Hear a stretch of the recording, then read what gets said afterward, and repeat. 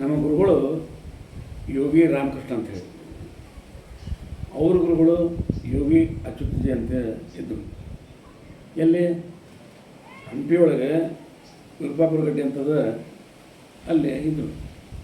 ಅದು ವಿರುಪಾಪುರ ಗಡ್ಡೆ ಅಂದರೆ ಹೇಗಂದ್ರೆ ನಡುಗಡ್ಡೆ ಒಳಗೆ ಇದ್ದಂಗೆ, ನದಿ ನೀರು ಎಲ್ಲ ಸುತ್ತಲೂ ನದಿ ನೀರು ಹರಿತದೆ, ನಡುಗಡ್ಡೆ ಒಳಗೆ, ಅದಕ್ಕೆ ವಿರುಪಾಪುರ ಗಡ್ಡೆ ಅಂತಂದ್ರೆ ಅಂತಹ ಜಾಗದೊಳಗೆ ಅವರು ತಾವು ತಮ್ಮ ಆಶ್ರಮ ಕಟ್ಕೊಂಡು ಇದ್ದರು ಅಚ್ಯುತರು. ಆದರೆ ಅದು ಏನಾಗಿತ್ತು ಪ್ರಶ್ನೆ ಅಂದರೆ, ಮಳೆಗಾಲ ಬಂತಂದರೆ ನೀರು ಗೋರ್ಗರಿತಿತ್ತು ತುಂಗಭದ್ರಾ. ಆಗ ಆಚೆ ಕಡೆ ಈಚೆ ಕಡೆ ಹೋಗಲಿಕ್ಕೆ ಈ ದಂಡಿಗೆ ಬರಲಿಕ್ಕೆ ಹಾಕಿದ್ದಿಲ್ಲ. ಆಮೇಲೆ ಇಲ್ಲಿಂದ ಅಲ್ಲಿಗೆ ಹೋಗ್ಲಿಕ್ಕೆ ಹಾಕಿದ್ದಿಲ್ಲ, ಹರಿಗೋಲು ಹಾಕಿ ಹೇಳಕ್ಕೆ ಬರ್ತಿದ್ದಿಲ್ಲ, ಡೋಣಿ ಹೋಗೋದಿಲ್ಲ, ಯಾಕಂದ್ರೆ ಗೋರು ನೀರು ಹೋಗ್ತಿತ್ತಲ್ಲ. ಹಾಗೆ ಒಮ್ಮೆ ಏನಾಗಿದೆ, ಅವ್ರು ಯೋಗಿ ಅಚ್ಯುತರ ಆಶ್ರಮದೊಳಗೆ ಸುಮಾರು ಒಂದು 6 ಜನ ಹೆಸರಿದ್ರು. ಅವರು ಏನು ಮಾಡೋದು, ಅವ್ರ ಆಹಾರ ಏನಪ್ಪ ಅಂದರೆ ಹುರುಳಿದಲ್ಲ, ಹುರುಳಿ ಕಾಳುಗಳನ್ನು ಕುದಿಸಿ ತುಪ್ಪ ಹಾಕಿ ತಿನ್ನು ಸದಮಗೆ ಬದುಕೋದು. ಅದು ಆಮೇಲೆ ಮತ್ತೆ ಏನಾದ್ರು ಅಕಸ್ಮಾತ್ ಇದ್ದಾಗ ಅಕ್ಕಿ ಪಕ್ಕಿ ಯಾರು ಕೊಟ್ಟರೆ ಬಂದಾಗ ಅದನ್ನು ಅನ್ನ ಊಟ ಮಾಡ್ತಿದ್ರು. ನಮ್ಮ ಗುರುಗಳು ಏನಾದ್ರು ಅವ್ರು ಶಿಷ್ಯರಲ್ಲ, ಇವರು ದೊಡ್ಡದು ಅರ್ಬಿ ಅಂಗಡಿ ಇತ್ತು, ಸ್ಟೇಷನರಿ ಅಂಗಡಿ ಇತ್ತು, ಎಲ್ಲ ಇರುತ್ತು, ಸಾಕಷ್ಟಿತ್ತು. ಅವ್ರೇನು ಮಾಡ್ತಿದ್ರು, ವಾರಕ್ಕೊಮ್ಮೆ ಗುರುವಾರಕ್ಕೊಮ್ಮೆ ಸ್ವಲ್ಪ ರೇಷನ್ ಎಲ್ಲ ತೊಗೊಂಡೋಗಿ ಅಲ್ಲಿ ಶಿಷ್ಯರಿಗೆ ಗುರುಗಳಿಗೆ ಅಂಥೇಳಿ ರೇಷನ್ ತೊಗೊಂಡೋಗಿ ಕೊಟ್ಬಿಡ್ತಿದ್ರು ಎಲ್ಲೆಲ್ಲಿ. ಆದರೆ ಏನಾಗಿದೆ, ಒಮ್ಮೆ ಮಳೆಗಾಲ ಆಗ್ಬಿಟ್ಟದ, ನೀರು ಉಗ್ರ ಹರಿಲಿಕ್ಕತ್ತದ ಇಂಥ ಟೈಮ್ನಾಗ. ಆಮೇಲೆ ಅಲ್ಲಿ ಏನಾಗಿದೆ, ಅಲ್ಲಿ ಅದೇ ಟೈಮ್ನಾಗ ಅಚ್ಯುತರ ಆಶ್ರಮದೊಳಗೆ ಅಡುಗೆ ಮಾಡೋನು ಹೇಳೋಣ, ಸ್ವಾಮಿ ಸ್ವಲ್ಪ ಹುರುಳಿಕಾಳಿತ್ತು ನಿನ್ನೆ ಮುಗಿದ್ಬಿಡ್ತು, ಈ ಪುನಃ ಇವತ್ತು ಏನಿಲ್ಲ, ಅಷ್ಟೇ ನೋಡ್ರಿ ಇವತ್ತು ಏನಿಲ್ಲ, ನೀರು ಕುಡಿದಿರೋದು ಅಂತ ಹೇಳ್ತಾನೆ.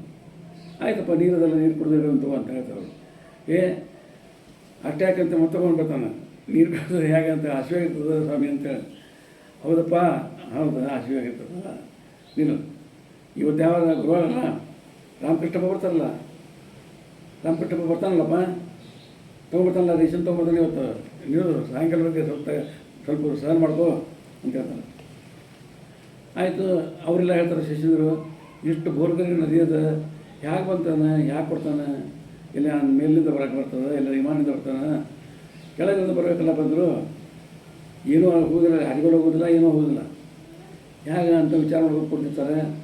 ಇವರು ಅಚ್ಚೊತ್ತರು ಕೆಳಗೆ ಇಳಿದು ಹೋಗ್ತಾರೆ 5 ಗಂಟೆ ಸುಮಾರು.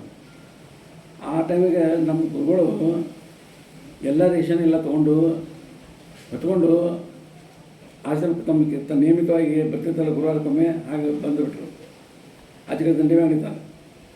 ಏನು ಮಾಡಬೇಕು ದೇವತೆಗೆ ತಿರುಗಿದ್ರು, ಯಾರಿಗೆ ತೊಗೊಂಡು ಬಂದರು ರಾಮಕೃಷ್ಣನವ್ರಿಗೆ.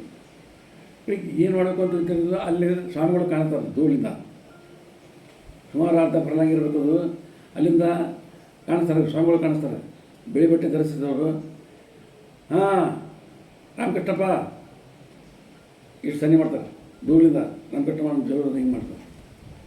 ಇವರು ನಿಂತಿದ್ದರು, ಸುಮ್ಮನೆ ನಿಂತಾರೆ, ಏಕ್ದಮ್ ಸಲ್ಲಿ ಅಷ್ಟು ಕಂದಿದ್ದು ಒಂದು ಮತ್ತೆ ಕ್ಷಣ ತೆಗಿತಾರೆ, ಕೈ ಹಿಡಿದಾರೆ ಗುರುಗಳು. ರಾಮಕೃಷ್ಣ ಮತ್ತೆಲ್ಲ ಹೋಗ್ತೀರಿ, ನಡೀರಿ ಮತ್ತೆಲ್ಲ ಹೋಗ್ತೀರಿ ಅಂತ ಹೇಳ್ಬಿಟ್ಟಾರ.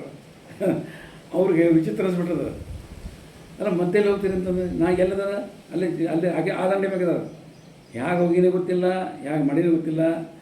ಇದು ನಿನ್ನೆ ಮನೆ ಆಗಿದ್ದು ಸಂತಿದ್ದು, ಏನು ಪವಾಡಲ್ಲ, ಏನೆಲ್ಲ ಪ್ರಶ್ನೆ ಇಲ್ಲ, ಹೆಂಗೆ ಜಗತ್ತಂತ ಗುರುವಾಜ್ಞೆ ಸಲುವಾಗಿ ಬಂದಾರವರು.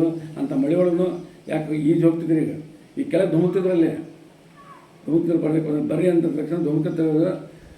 ಹೋದ್ರೊಳಗಿನ ಧುಮುಕಿದ್ರೊಳಗಿನ ಅವರು ಅಲ್ಲೇ ಆ ದಂಡೆ ಬೇಕಾದಾರ, ಅವರು ಅವ್ರ ಕಡೆಗಳಿಗೆ ಹೋಗ್ಬಿಟ್ರು. ಅವರು ನಾವು ಹಿಂಗೆ ಗುರುವಾಜ್ಞೆ ಪಾಲನೆ ಮಾಡಬೇಕಾದ್ರೆ ಯಾರೂ ಭಯಪಡಬೇಕಾಗಿಲ್ಲ. ಗುರು ಸಾಕ್ಷಾತ್ ಪರಬ್ರಹ್ಮ ಇರ್ತಾನೆ, ಅವನಿಗೆ ನಾವು ತಲೆಬಾಗಿ ನಡೆಯಲಿದ್ರೆ ಮತ್ತೆ ಯಾರು ಮಾಡಬೇಕು?